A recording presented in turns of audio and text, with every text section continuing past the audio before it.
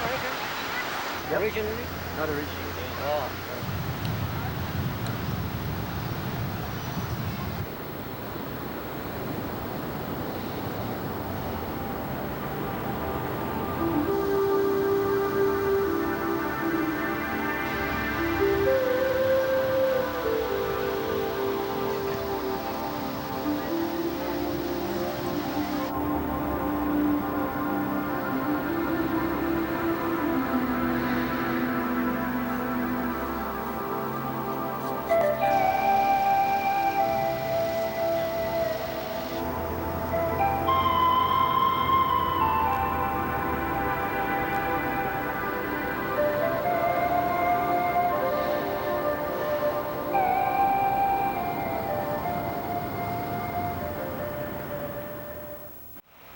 Hello and welcome.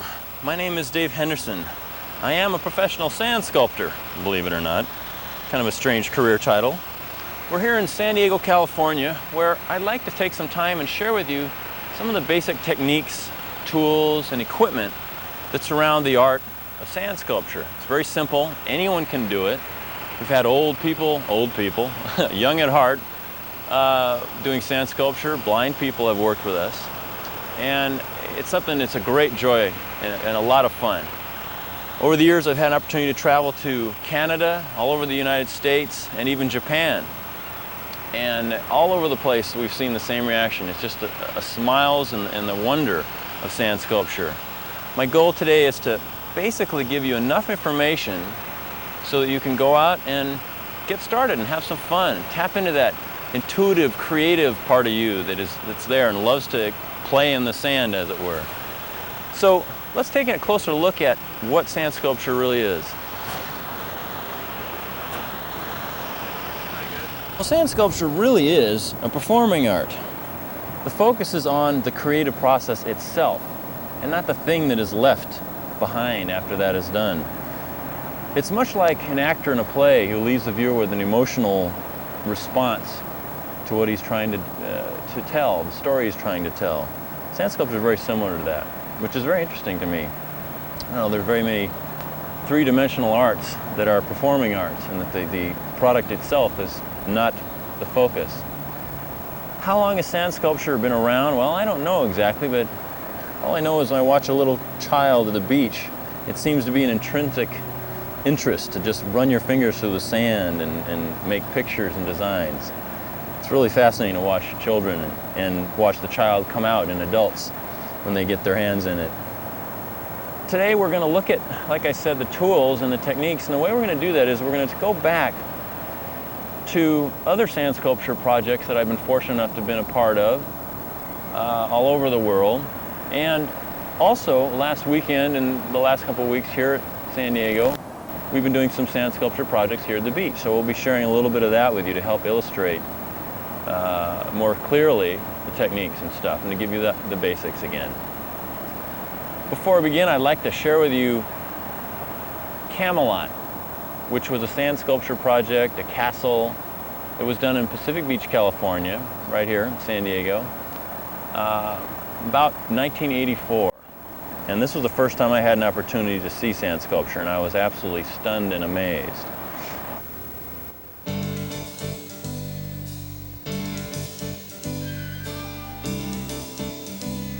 I had a little stand down there at the pier where I was selling photographs.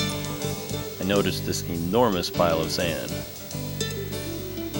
I had no idea that this little pile of sand was going to turn into this.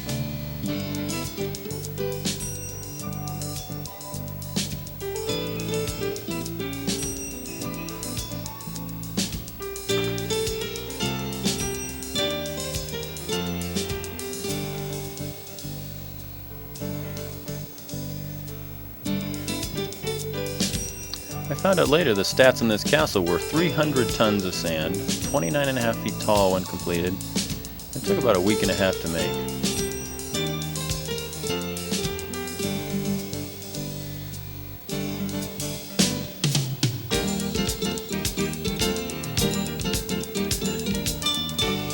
It had hundreds of volunteers who worked on it.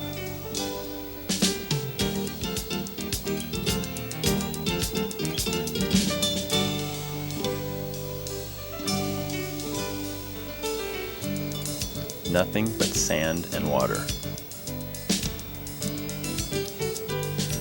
It still amazes me.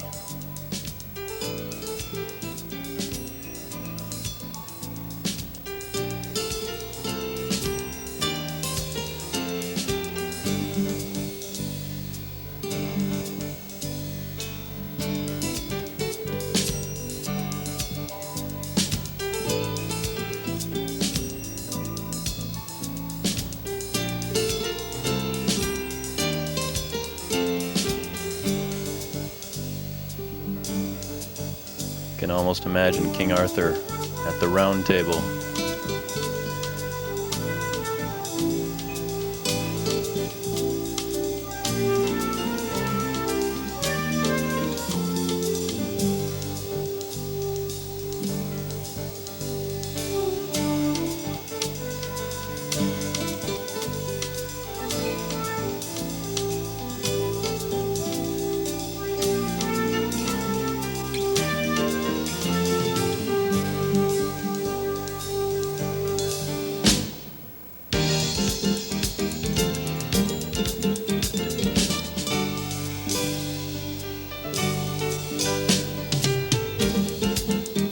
The neatest thing about it was it just took a lot of people's hard efforts and hard work to put it together.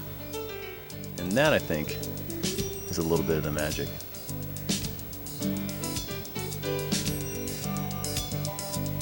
Camelot.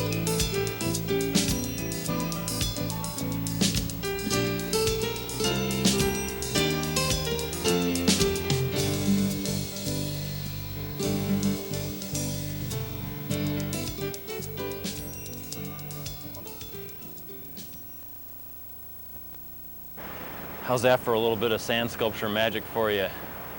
Let's take a look at the tools now, and you can begin to understand a little bit of how a project like Camelot can come about.